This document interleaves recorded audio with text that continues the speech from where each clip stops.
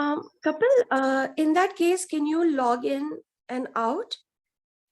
Sometimes if you've received a call during Zoom, it acts funny. So, oh, can someone write a message asking him to log in and log out? Okay, I'll write it. Anji, I'll write it. Okay, thanks. Yeah.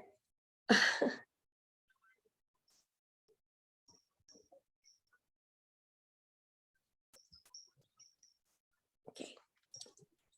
So, okay, see you soon, Kapil. So,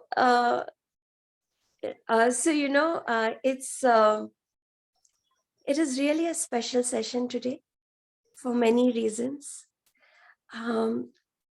One is that today my sister-in-law Meghna is going to moderate the session, and it is very beautiful when different streams of your life meet. Where the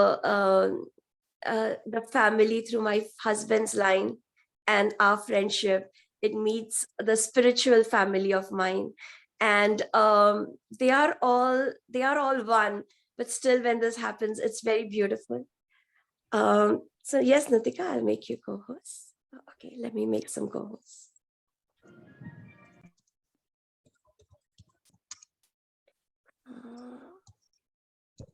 Who else is from the team? Okay.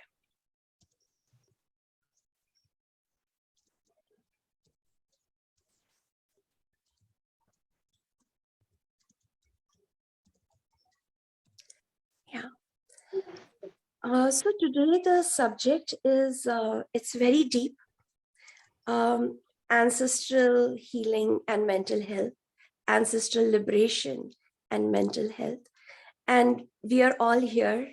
We stand on the shoulders. We carry the genes of our ancestors, and they are intricately connected to us.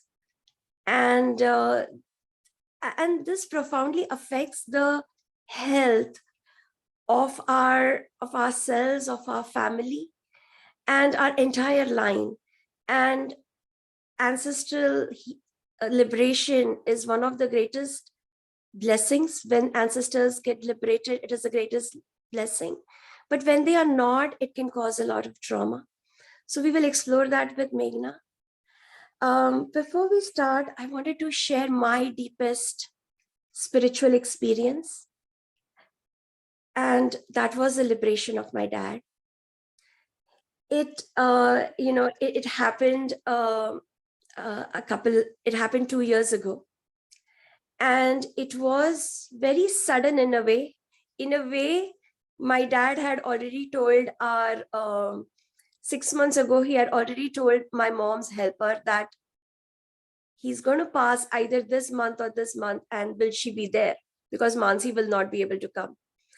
And at this point, COVID had really waned, so it was very unlikely, but he had already talked to her. So the point I'm going to start is on my parents' 50th wedding anniversary. There was a lot of joy, a lot of celebration, a lot of living of because my parents was a very passionate love affair that culminated in marriage, and it stayed that way. So there were huge ups and downs, and we celebrated that. And in the evening, when I was at my friend's place, I don't know if Pooja is already here. Pooja, are you here? Okay. She's probably on her way.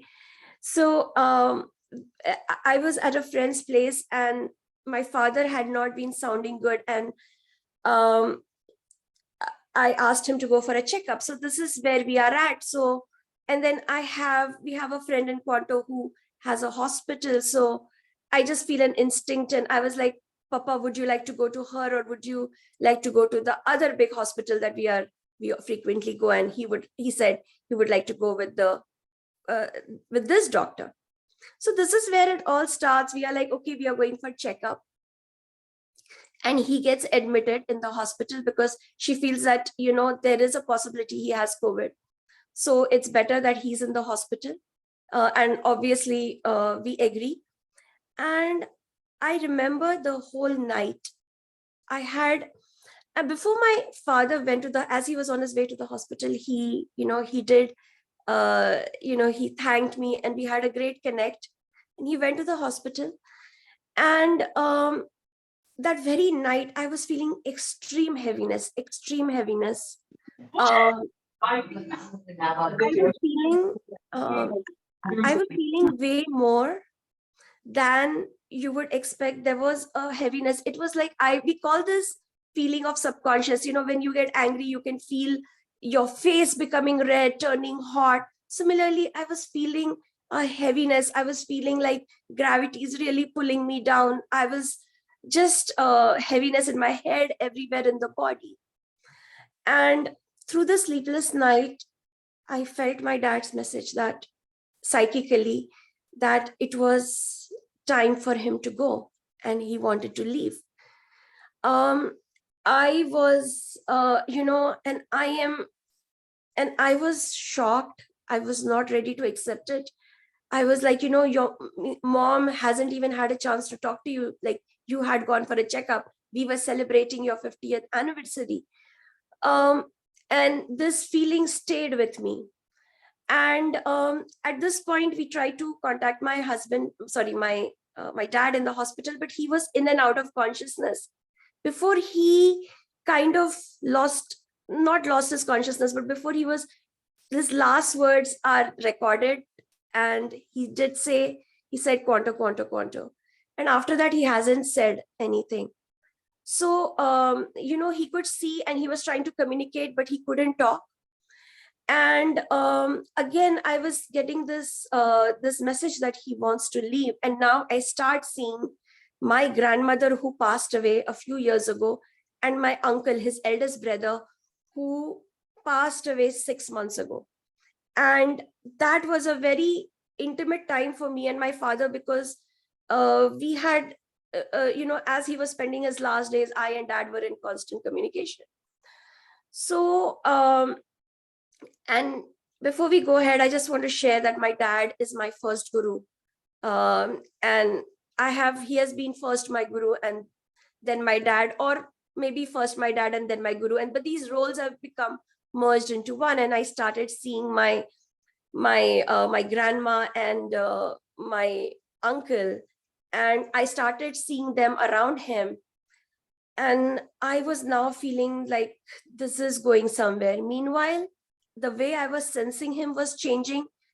I probably don't have time to go into the whole details, but I could feel the way I would connect to his body was changing. His body was beginning to become lighter. I was in the first night was so extremely heavy. It was like I have like bricks and trucks on me and lead on me. And now suddenly it is starting to move away. I could feel his body start to expand a little. I'm beginning to see all these people. And every time I could not feel my father, he would have gone to the next stage, and I would start seeing the next stage of things. And even medically, I would come to know that he has gone to the next stage, like it has become more serious.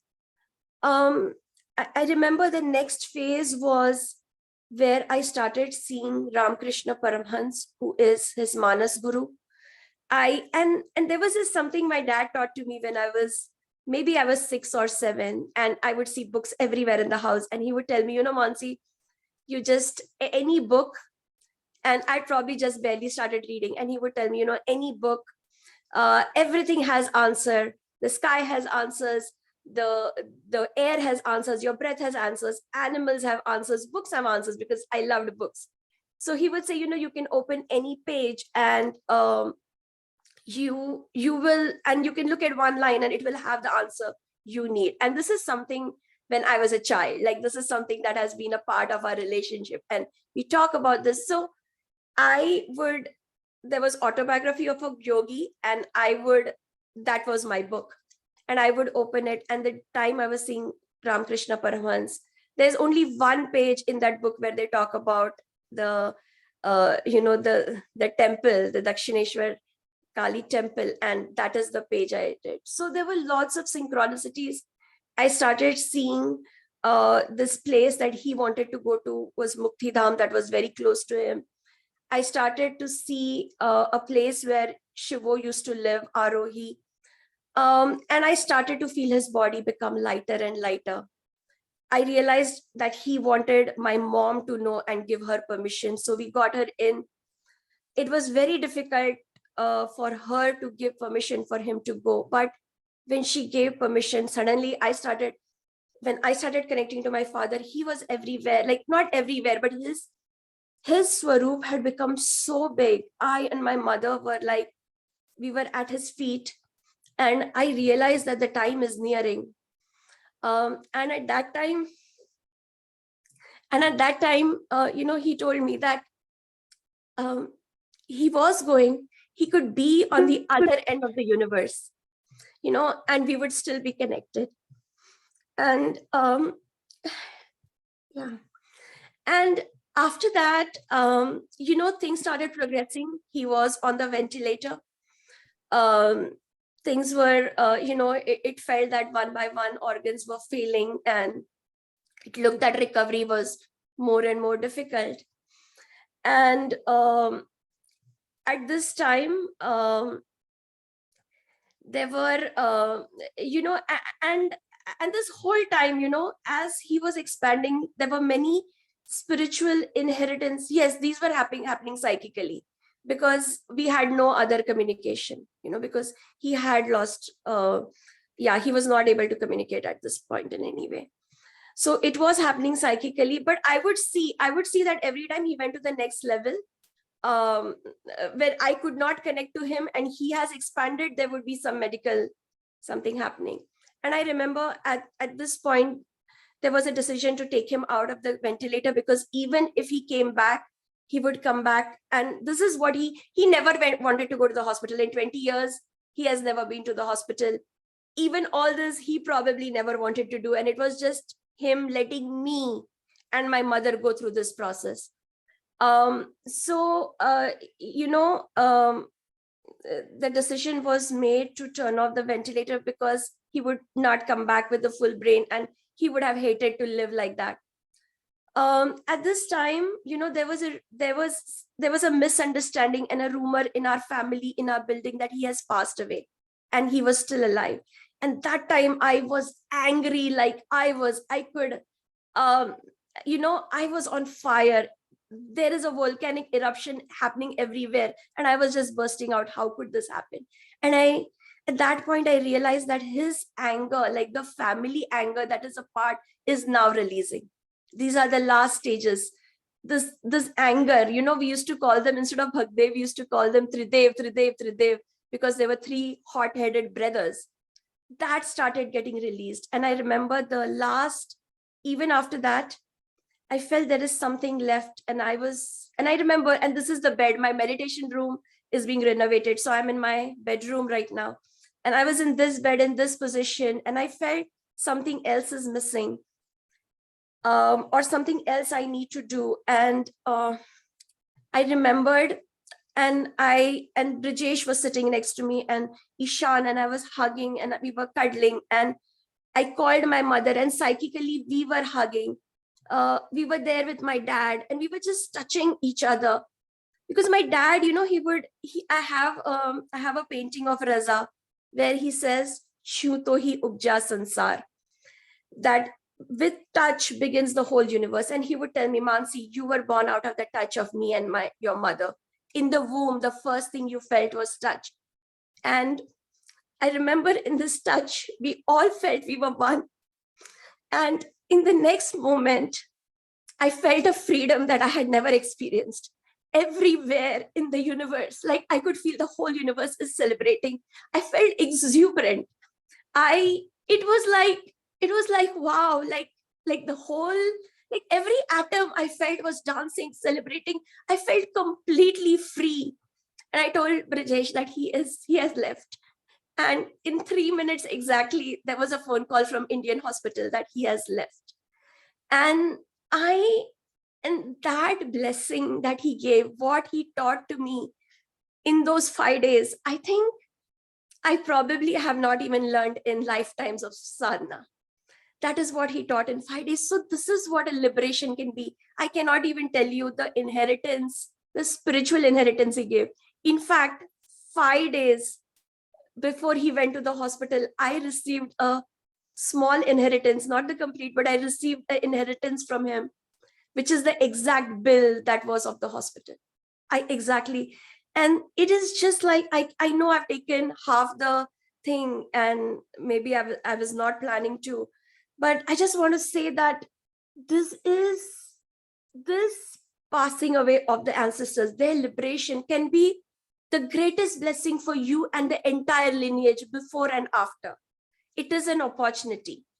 And but if it is not handled correctly, it can lead into great trauma.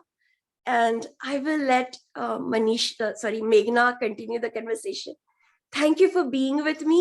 And I really apologize for the time. It was just, yeah. No, So no, thank Mansi. you. Pranam, everyone. Mansi, beautiful, beautiful story of liberation. And I could feel everything with you, what you just mentioned. I just thought I was with you right now. So, Pranam, everyone. Meghna, I will introduce you quickly. I know even though we are late, I do want to introduce you. Okay. So Meghna is a Hello. clinical, yeah, Hi, Teddy. yeah. So Not Meghna at is all. a, Yeah, I'd gone there today. Yeah, I knew. I said, hi, can we mute? Thank you. So Meghna is a clinical data manager by day at a biopharma. She has a keen interest in early childhood education and various educational pedagogies, child psychology, and mental health in general. Her current hyperfixation is exploring overall wellness in terms of mind, body, and nutrition. So over to you, Meghna. Thank you, Mansi. It's an honor to be here. And I'll just start off with saying how I got interested in this topic. Ever since I became a mom 7.5 years ago, there were small things. I think motherhood brings a lot of things, joy, new responsibilities. It's amazing. There are other parts that are not really talked about too. Your child can actually show you uh, the mirror of life. And there are some small triggers that do happen. And that's, when your child behaves in a certain way. That's when I started looking into early childhood education. And that led me into looking into childhood psychology. And, I was trying to understand, like, when a child behaves in a certain way, it triggers you. What does that mean? You are like a 35-year-old versus the child is like 6 months or 1 year old. Why can't you control your anger? And then pandemic hit the world. Entire world everyone was isolated. Everyone was really forced to look inwards, inside. You were within your four walls and with the people that you live with. And humans are social animals. And I think that was one of the toughest times for me too. I really started, like, there were a lot of triggers for me. And I was trying to understand, like these are the two people that I love the most in my entire world, my husband and my daughter. Yet there are some things that really trigger me, and it's just hard to figure out why. And that's when I started looking into mental health and what these triggers are, and started identifying that there are some patterns that you see. And I could see that there are some patterns from my various family members that I could trace to, that this is how this person behaved or the other person behaved. And that's how that's really what led me to exploring into this space of mental health. And today we have three esteemed panelists with us. Dr. Chavi, She's a clinical psychologist and a mental health and wellness professional with 30 years of experience in the field of counseling, therapy, education, research, training, consultancy, teaching, and capacity building. Second, we have Vaijanti Tejuja. She is an intense explorer of life through various modalities. Her journey to receive answers to life situations and healing herself took through the paths of different healing modalities and meditation to then learning some of occult sciences. The need to experience transformation that led her to work with body, breath, and mind. She also helps people to enhance their lives, which transform. And last but not the least, but we have Suman Maheshwari. Suman has various interests. She loves music and has performed in various parts of the country. She's a liberation coach with Quanto Life, along with tarot reader and a volunteer with Mahadev work.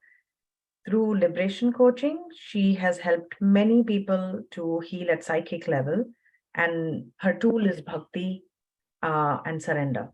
She has dealt with many cases and seen transformation happening and improving their mental health. This process deals in ancestral and entity patterns, and she does this by challenging gods and their relationship with life. So with that, I would like to start off with Dr. Chavi. Dr. Chavi, I would like to ask you with how do we go about identifying what the triggers are? So the triggers, we how do we identify the triggers? But before we talk about triggers, I mean, there's a saying that sometimes when I speak, it's like my mother. Sometimes when I open my mouth, it seems like my mother is speaking, or some things it's like I open my mouth and my mother comes out or my father comes out. So that's how, and the triggers are patterns that we have learned, observed, and the way we grew up. At least I talk from a very Western psychology and whatever we've studied, the classical textbook, because I come with those degrees.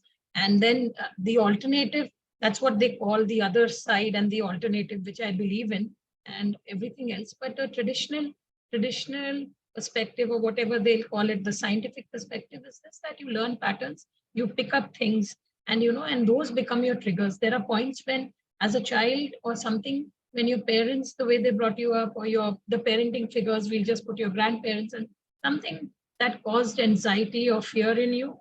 And when, say, you were talking about your child, so something, the trigger is that the child brings back those memories, when you felt very unpleasant. So even in a situation, that is something that triggers your insecurities. So it is actually, it's like unconsciously the memories are revived of when you felt unsafe, when you didn't like, it was a very threatening situation for you. And that's what those triggers are. And you know it. How do you recognize those triggers? Is when there's no obvious reason for a small thing. When we all have our benchmarks. Say, for instance, if you're the adult in the relationship, and as an adult, if we lose control, it's a process that is an inward looking process. And of course, others can also observe that this is a neutral situation, but somebody is reacting so strongly. Somebody is getting, is reacting, not really responding, not pausing to see, and just reacting. And those are patterns that we call triggers, or those are patterns that keep repeating and repeating. And then the child, or even in the classroom, when you see it, the teacher gets triggered about something, because the child can just say something. They will rebel if it's a 10-year-old, 11-year-old, 12-year-old, or they will talk. And suddenly the teacher gets, so, takes it so personally and everything. And when an outsider sees, then you see that, okay, you have to observe that this is the trigger. Okay. I hope I have put through some things. Yeah, no, definitely adds context and understanding as to what triggers are.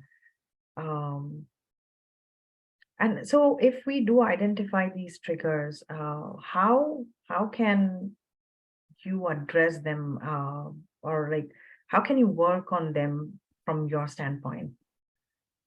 So here, I think in many ways, what Jung talked about, the collective unconscious and the archetypes. So the triggers, sometimes we've come across that it's not just a family thing, Ancestors are not just your family or this, it runs in your community. It runs in certain things are just like the trait, like Mansi just said, that three hot-headed brothers. It's not one family now, it's extended family, everybody is like that. And if you see the children, all of them will have certain habits, or there will be one child who will say, okay, I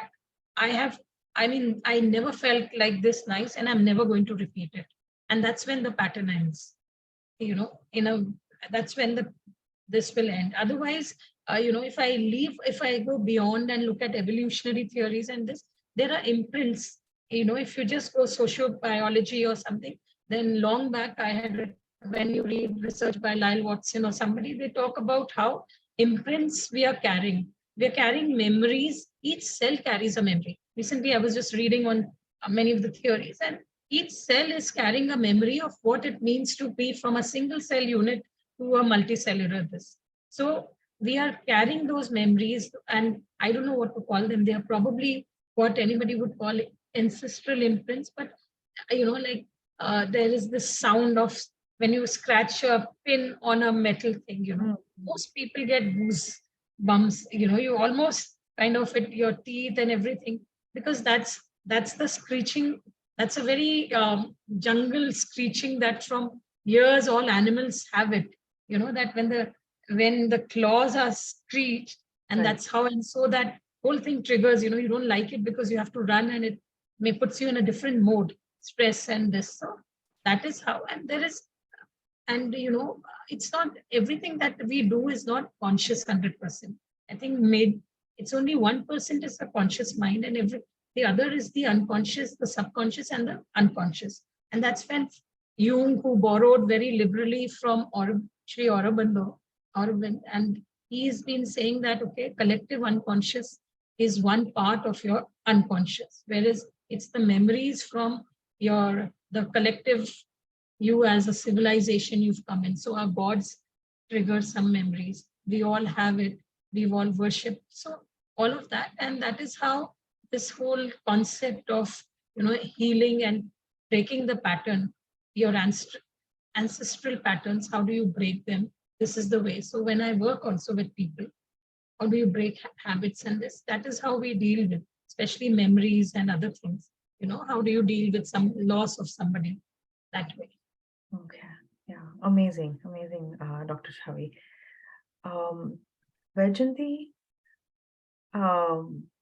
could you share your insights on, from a spiritual standpoint, like, identifying triggers and how like it's really hard to break patterns, but like how would you address it spiritually? Breaking patterns? Yeah. Is that what you are? Yeah. Okay.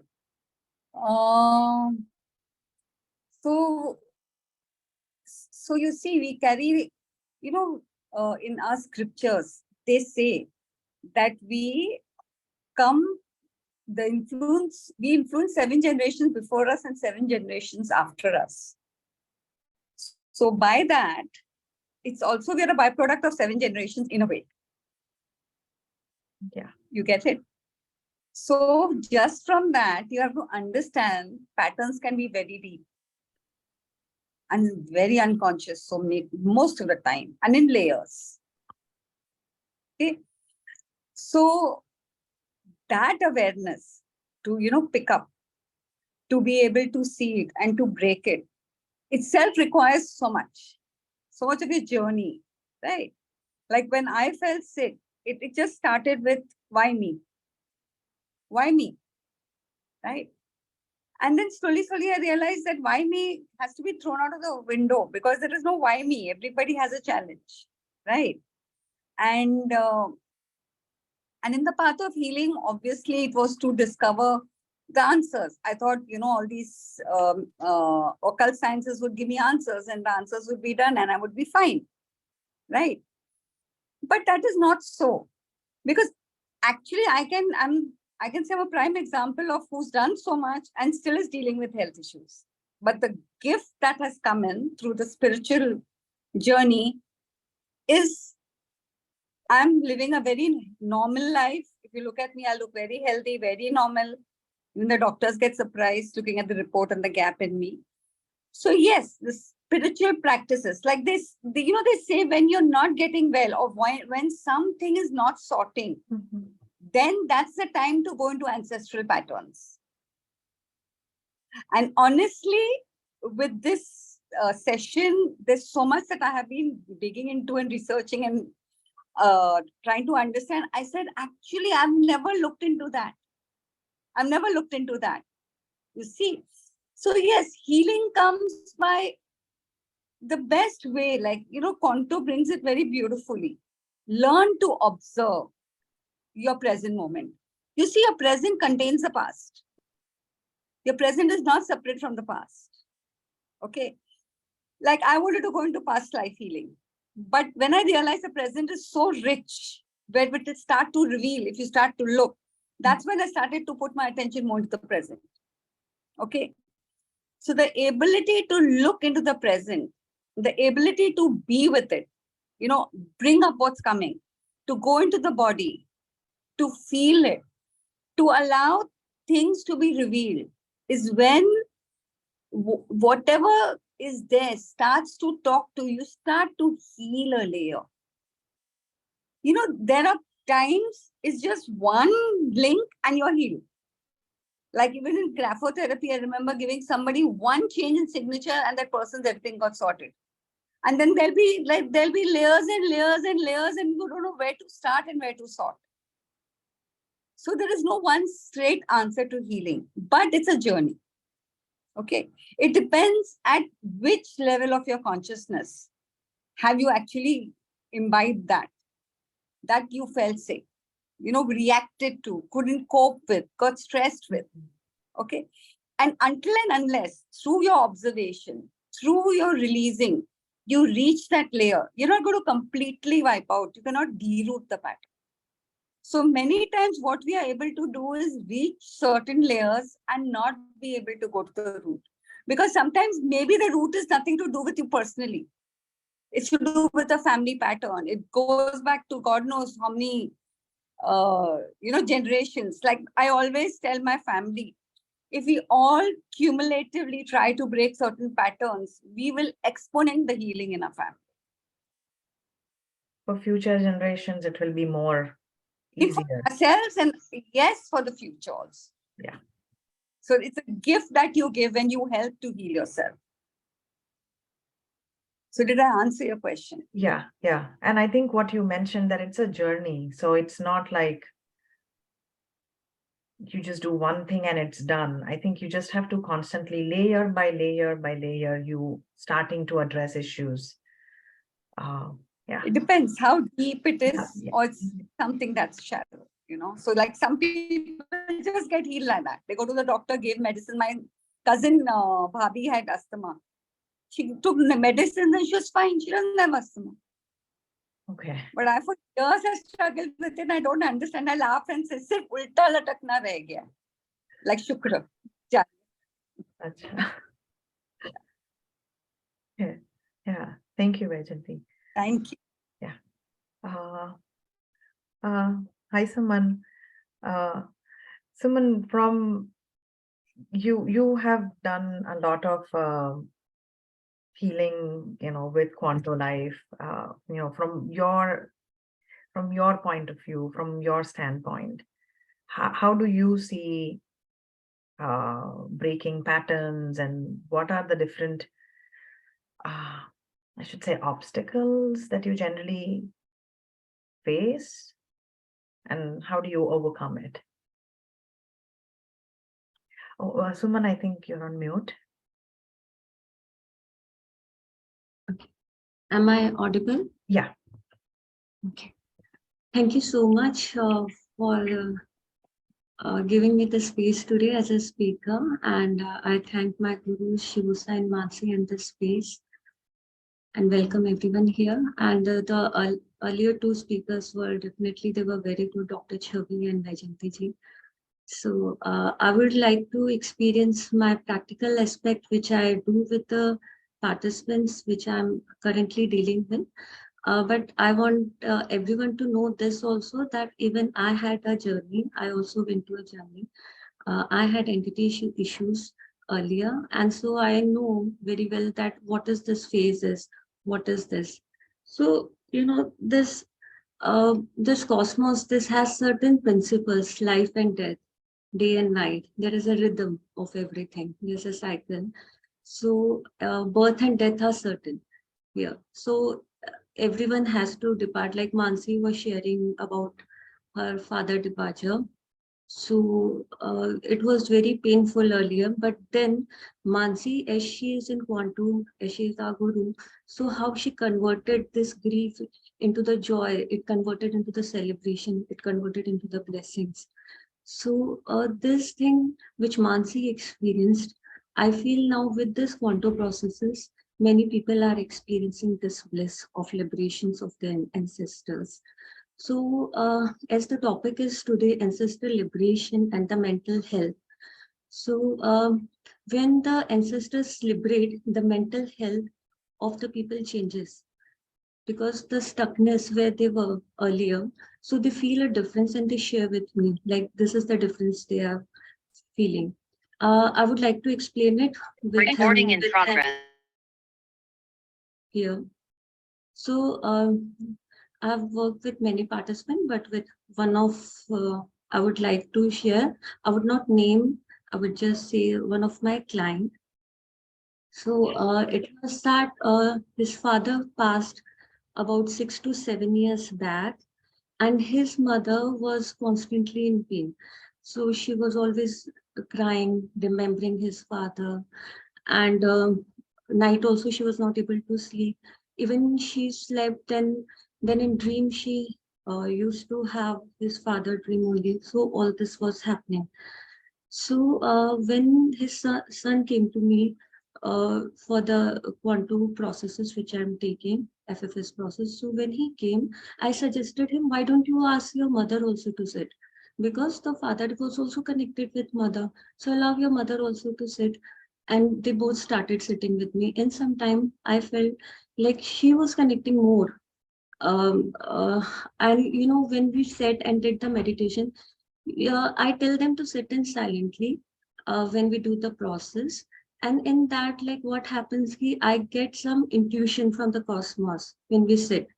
So this is the intuition, the cosmos gives some observation. So this through the observation, we came to know that I described them the fathers, how the father looks like, the physical description, and also the nature of the father, also like how it is.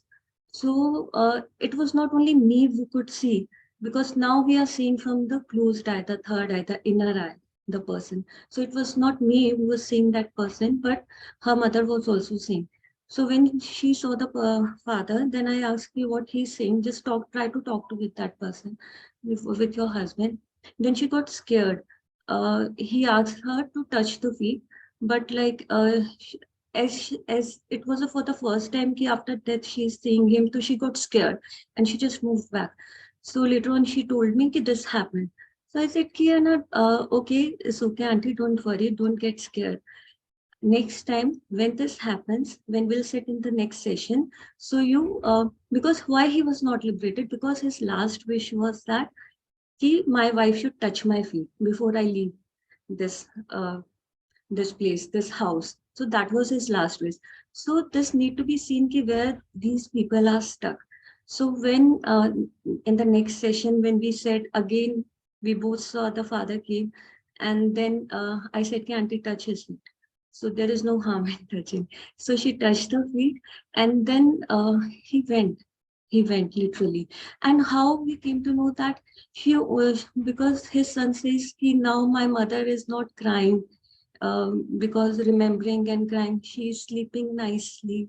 Now he's not no more coming in the dream. All these signals, indications by them, which they told, which they shared with me, they showed that the father is being liberated, and the all the grief also went with it.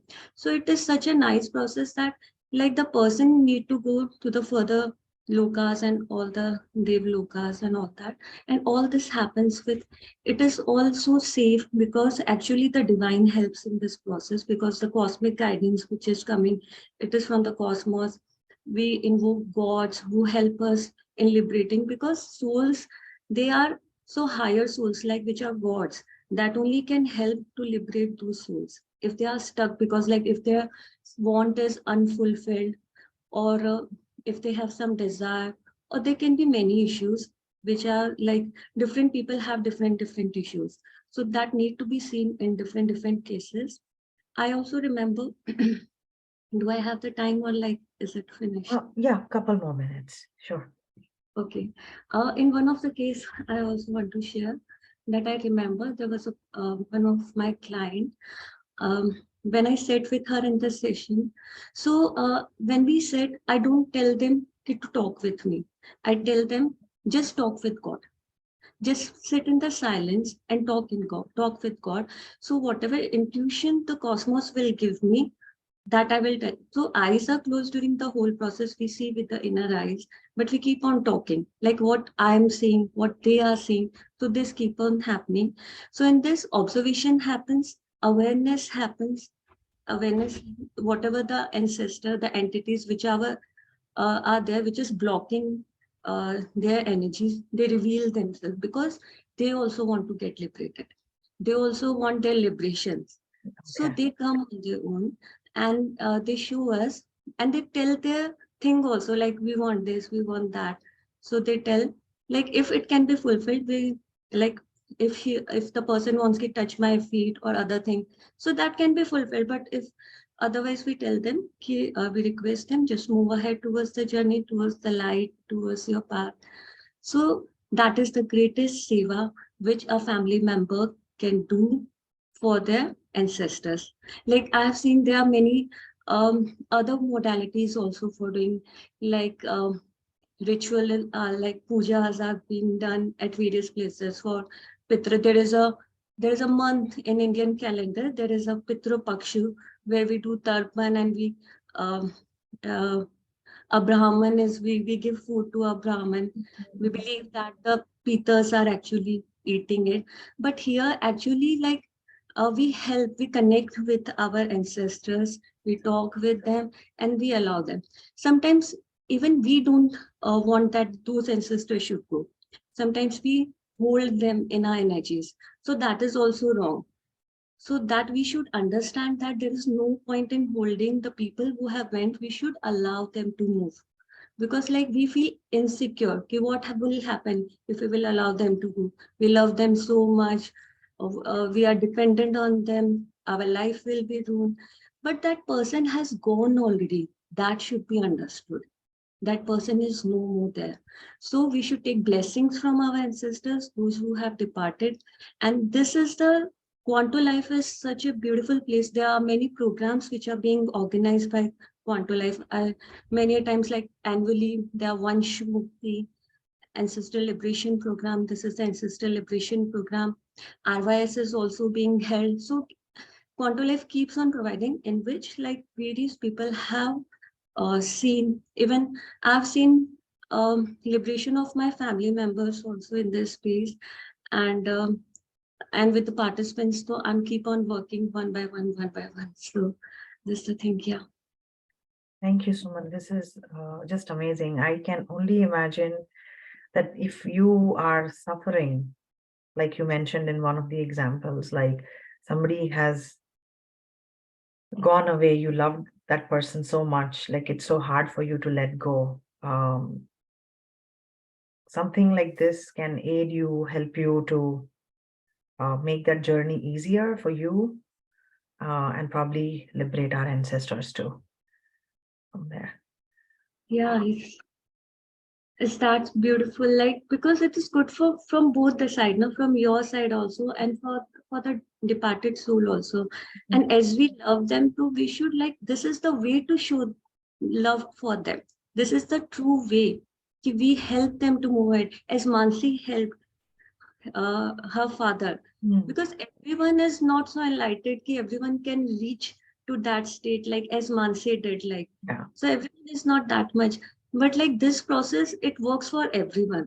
This process, like Quanto Life processes, it works like generation and generation can be healed, because like if they are not healed now, Meghna, I have seen in many like if they are not liberated, then there are chances that they can be caught by the negative energies around. You know, the life become more horrible for them if they are not liberated, if they are stuck at that places. So one after the another, one after the other negative energies keep starting attaching to them, then it become more complicated process for them to get liberated. But this is very powerful, effective, and yet so simple way कि Quanto Life helps in liberating the ancestors.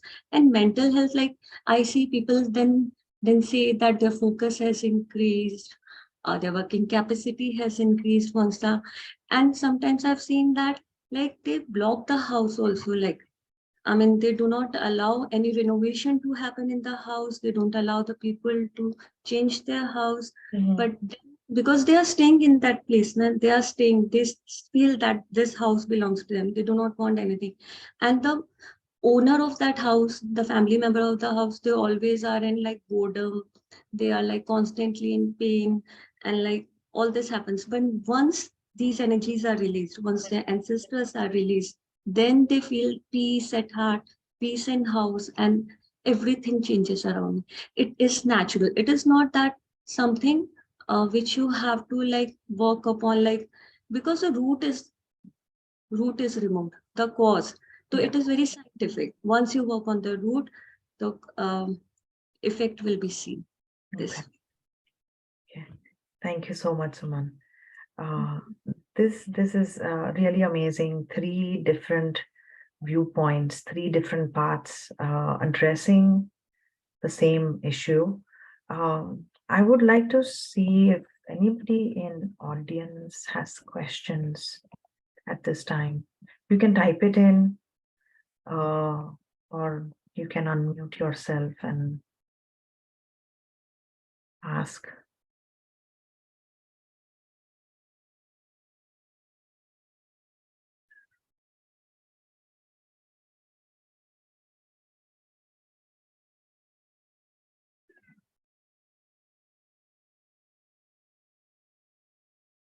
Meghna, Yeah. we can ask this also, like how many of us here feels that in dreams they see their ancestors? Like if someone want to address this also, like in dreams, how many of you see that in dreams your ancestor comes and you get a glimpse of them, like they are doing this, they are doing that? Because in dreams everyone looks real only. We feel that they are not dead. In dreams, we are soul, they are soul. So we connect at soul level only. So it looks very real at dreams. So like, yeah. How many of you feel that your ancestors, you meet them in dreams? Once, twice? This is Jyotika. Can I speak? Yeah, sure. Go ahead, Jyotika. So I know we're talking about not just seeing ancestors and having the, probably not good feeling or distress. How about seeing ancestors and getting blessed and getting good feelings? Because recently it happened with me. I had a very important exam I took for my career. And a night before taking my exam, I saw my Nani in my dream. It was a very difficult exam and I passed it. So I don't know if it fits in this discussion, but I just wanted to bring that up. Okay. Does Suman with Vajanti, Dr. Shavi, anybody would like to address it? Or we can go one by one. So what's your name? Jyotika. Okay, Jyotika, So you got a good feeling that your who came Nani. Yes. Acha. So sometimes they comes for the blessings also. So they come and go. Okay. So they give blessings. So in the dreams we can feel their blessings, and but we need to check also that is there vibrational energies are stick to your or not. But like once only you saw, na. So I feel if once only you saw, so that is for the blessings only they came. Shaking. Okay, thank you. Thank you. Chavi or Vaijanti, if you have. Yeah, so we had a similar experience in our family also. We lost my brother-in-law very young, and he was the eldest brother-in-law. And we were going through some business challenges, and there were at I think couple of times, around 3 times, he came to my husband and he guided us, and it really helped us. So yes, they are a blessing. They do come when they feel that you need the help. Especially in the initial days, the connection is way stronger.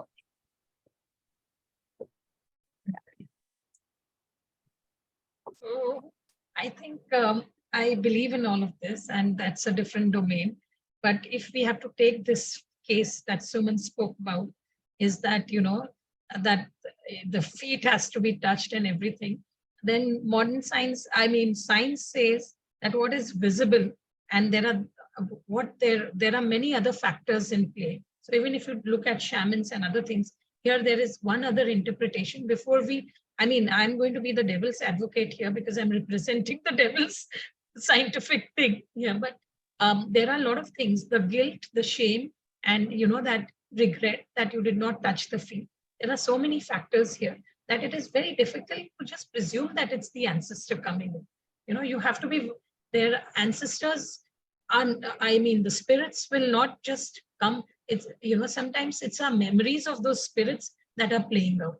It's that level field. There are some, of course, there are some where there is no other answer. And no wonders past life regression, when Brian Weiss didn't find answers to, the current problems didn't seem to go away. That's when he went into past life, because science believes that this is the only life. Now they're looking at, so that's how past life regression came into the mainstream, or for hypnosis when Freud used to do, because there are a lot of psychoanalytic interpretations of the same phenomena.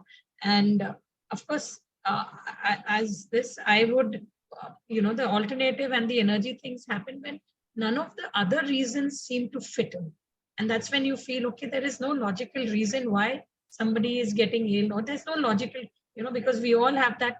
There is a whole science called parapsychology, which is studying into all these phenomena, and they feel, and there is so there is that scope there. And, but, main thing is when somebody comes, the first thing is we don't take it at face value that it is ancestors. We just work on maybe some of our own patterns, and our own guilt is playing out. And then beyond that, then when you have no reason, that's when you go into this parapsychology, because it's very difficult to demonstrate that there is there. A lot of studies have shown, and there are spirits there. They tried to freeze it, they tried to do this, but it was very difficult. So these are things that science believes, and yes. I really appreciate what you're saying. And these are questions I have often asked myself, not just in case of ancestors visiting, but also in case of past lives. Even though we don't do any formal hypnotherapy here, most of our past life experiences have come in sadhana. And even that I question, what if I am just connecting to some subconscious, of someone else? So these are all questions that we don't know the final answers, because it is a mystery. But for me, what was important, right? Like, okay, so yes, I'm seeing all this for my father. Now, many people have, like, I'm sharing this, but many people have been there at different points. But even then, so what? Because there were different points when this happened. My husband is there. He's a total skeptic, but he's there and he's hearing, I'm telling him he's gone, and then the phone has come. But again, this is not, but what is most important is it helped me heal in a way that there was no way I could go to India during that time. right? It allowed me to have closure. It allowed me to deal with all the things of being here, communicating there, being the only child. It helped me. It helped my mother. How is she going to live alone without my dad suddenly, right? Everything is, how did she survive that? Because she had been living with him. She could get COVID again. That it was the most difficult. Delta had just been detected. This was the time where if you had less than 85% of oxygen in your blood, they would not even take you in the hospital. Yeah. There were people outside waiting that we cannot get in.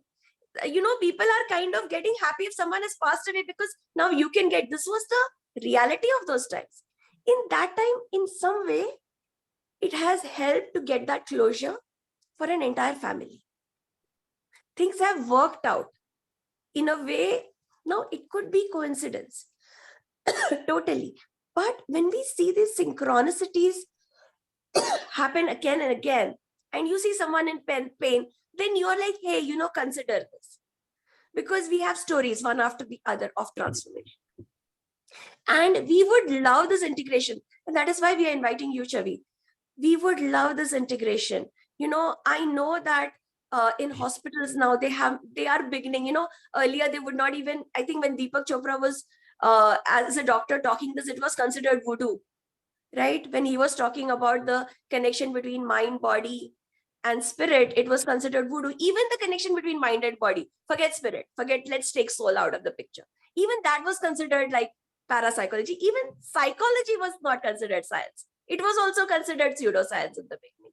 So it still is, Nancy. It still is. Psychology is not a pseudoscience, but it is an artistic science. And the whole space, I'm sorry, it is still. So no, go ahead. You're on mute. Yeah. No, I just thought that it still is. It's not this. Yeah, so But coming. Yeah. Yes, please continue. No. And so I was just saying, that this kind of integration, I feel that doctors are beginning to hear.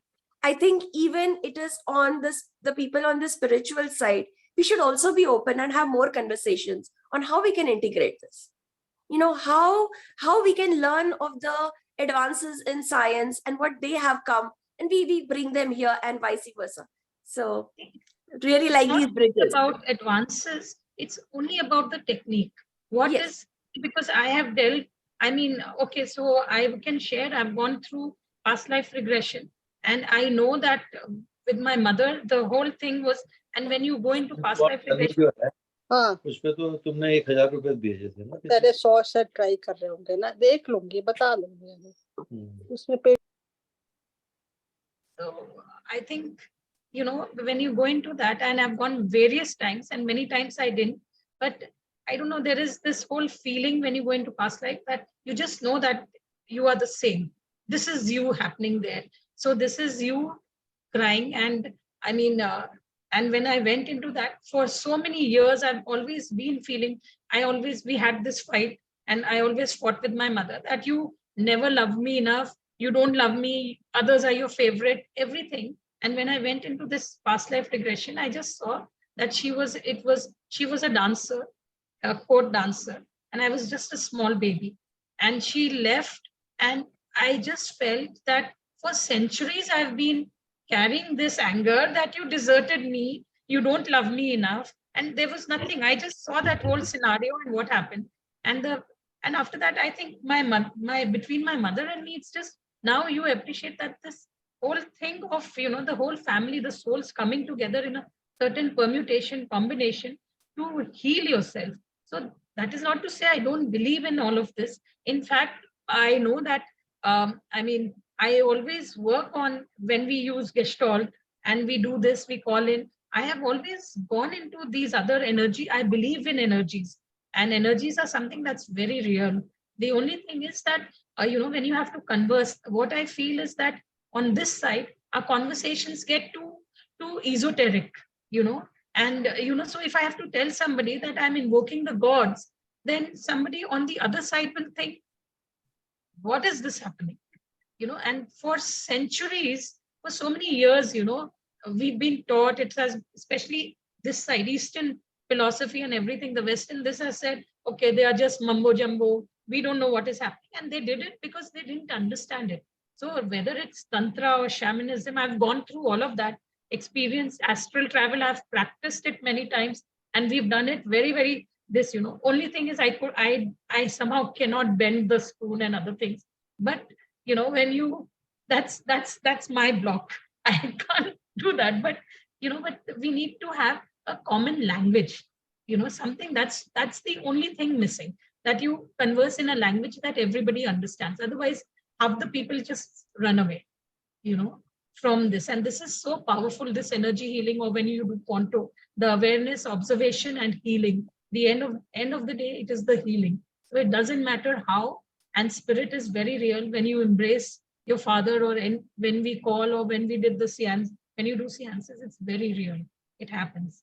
But that's my thing. And that is what I feel, that it's like the communication is so different that we can't bridge it up, that we need to bridge that.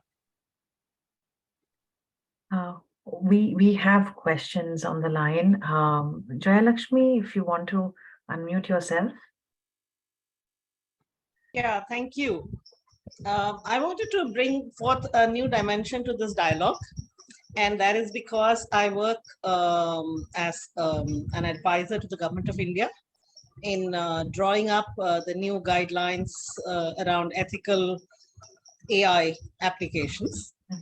And a couple of things that have come into my forefront of the various things that I've been looking at very academically as to where we are heading towards implants and stuff like that that are going to put in the brain to address,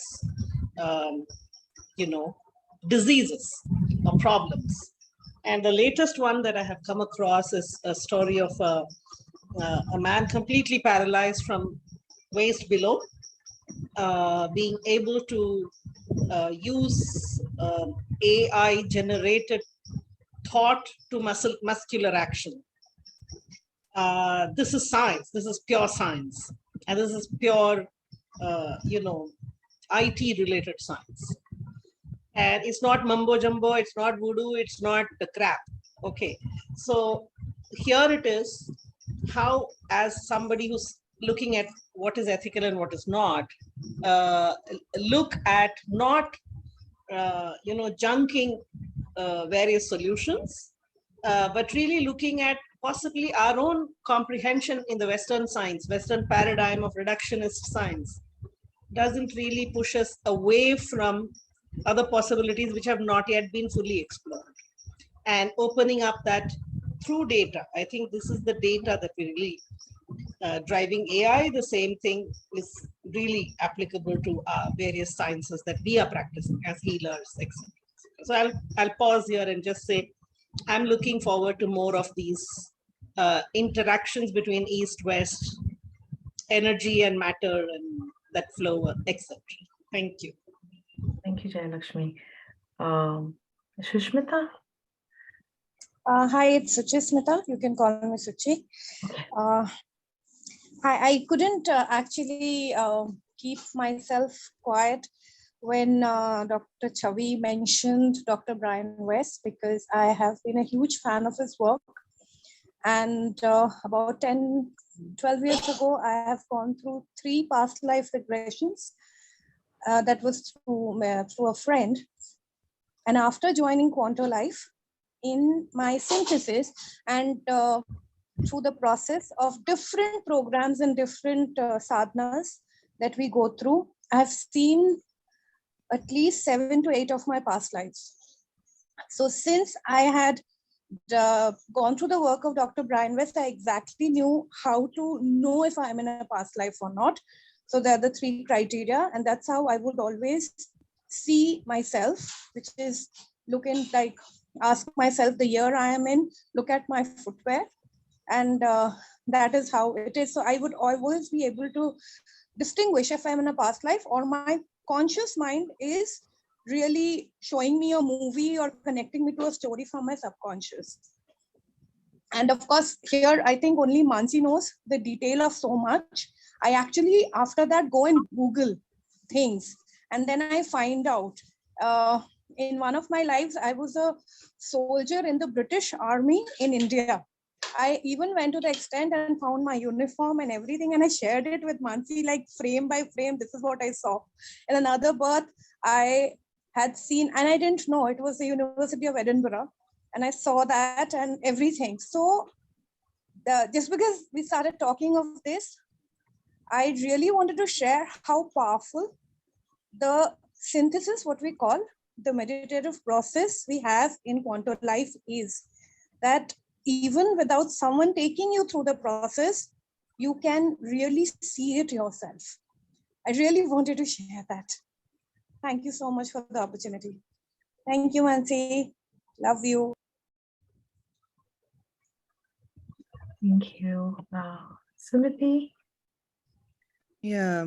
Hello, everyone. I'm Sumi. I met Mansi a few months ago, and I really appreciated everyone's sharing today. I just wanted to offer one perspective. I mean, I have been working or walking this bridged life of, I'm a scientist by profession and also a healer.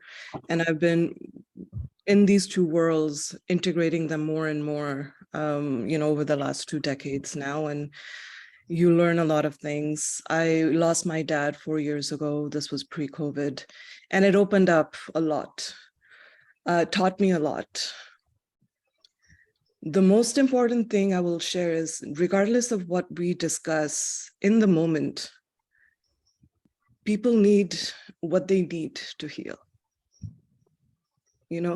So it isn't so much about whether it's, I went into psychological tools, I went into shamanic tools, Hindu tools, rituals, all kinds of things, meditation, sound work, body work. Ultimately, there's a ethereal connection, but there's also a very grounded physical connection. And we cannot work in one plane. We have to work holistically. So I think all of these things are important.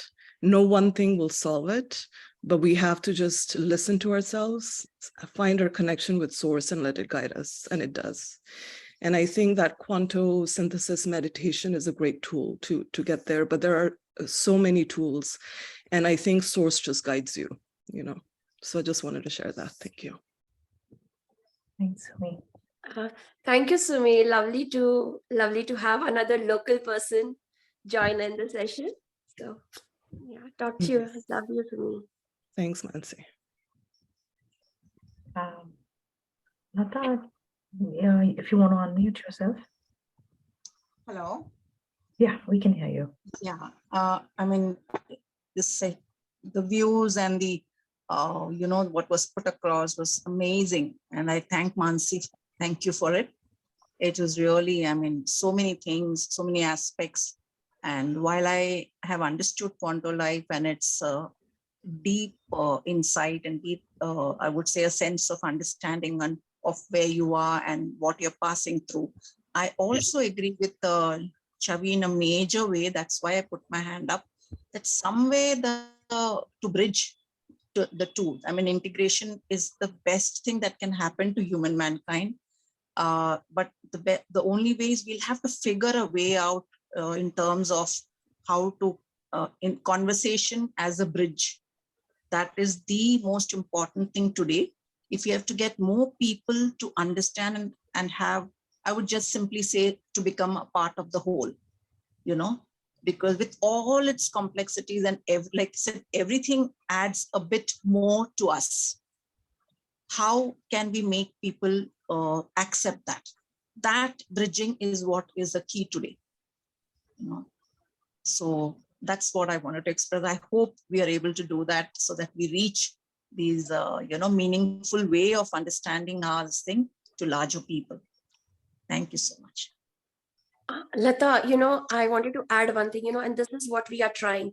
So when Preeti had done the wound healing program, we did call Dr. Sunita so that we could get the medical gynecology part of it, and also bring in the spiritual side and integrate that. And the more, and you're very right, the more conversations we have, the more open we are, the bridges can be formed, And Yes. and I would definitely invite Dr. Chavi the next time we have a program on reclaim your soul or on past lives. And really, that's where the conversations, Chavi is here because she is, in addition to all those professional degrees, she's been the dean of a psychological institute. And in addition to all that, she's also someone who has been an explorer of spirituality.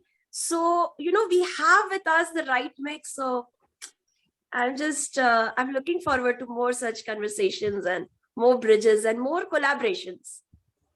Yes, Mansi, this will do so many of us. I mean, it's like unimaginable, the benefits reaching out. The reach out to people is unimaginable if this can be worked on regularly, Thank you so much. And I want to thank Meghna for this amazing job. Many of us are quanters here. This is her first session moderating. Just give her your love. Give her your Thank you. It's an honor. Thank you, Mansi. Thank you, Shivo, for giving me this platform. I was super nervous, and I think thank you to Dr. Chavi, Vaijanti, and Suman for really great discussions. I didn't know what, when I started this, like what I will get out of it. Not that I was really looking to get something out of it, but like how will this go? But it's been an immensely I don't know, nourishing. I'm going to really replay this entire conversation in my mind. Thank you. Thank you. And we will have Meghna again. I would love Sumi to come and talk about some of the subjects she's interested in. And Meghna is so interested in pedagogy and just love how she's parenting her daughter. We would, we would love to have her back in many different ways. And Chavi, Suman, Vaijanti, really just love. Y'all are magnificent. And I love how y'all came together. I am seeing something here, which I don't have words for, but I'm seeing something. So thank you. Okay. Mansi, Thank you, Mansi. Yeah, so we close this session. Shivo, would you like to say something? Fabulous session, and Meghna, just fabulous. You are just fabulous, and Chavi, Vaijanti, Suman, just too good. I simply enjoyed, and thank you everyone for joining. Thank you. We'll end the session now. Thank you. Thank you. Thank you so much, Meghna. Thank you, everyone. Awesome. Yeah. Thank you.